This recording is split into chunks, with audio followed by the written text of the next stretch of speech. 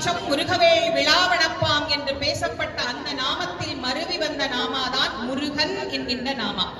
அந்த முருகு என்பது வல்லினம், மெல்லினம், இடையினம் என்கின்ற 3 இனங்களும் இணைந்த ஒரு அற்புதமான கூட்டின் வார்த்தை.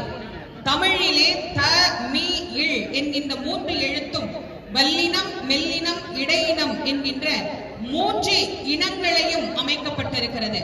அதே போல முருகு என்பதும் 3 இனங்களால் அமைக்கப்பட்டது. தமிழினுடைய அமைப்பு எப்படி அமைந்திருக்கிறது? உயிரெழுத்து 12, முருகப்பெருமானுக்கு காக்கும் கரங்கள் 12. அதே மாதிரி தமிழிலே மெய்யெழுத்துக்கள் 18, முருகப்பெருமானுக்கு அருள் புரியக்கூடிய நேத்திரங்கள் 18. 6 முகம், ஒரு முகத்திற்கு 3 கண்கள், சோமன், சூரியன், அக்னி. சிவபெருமானுக்கு எப்படி 3 கண்களோ அதுபோல முருகப்பெருமானுக்கு 3 கண்கள். இந்த திருத்தலத்திலே வந்து பாடிய ஆதிசங்கரர்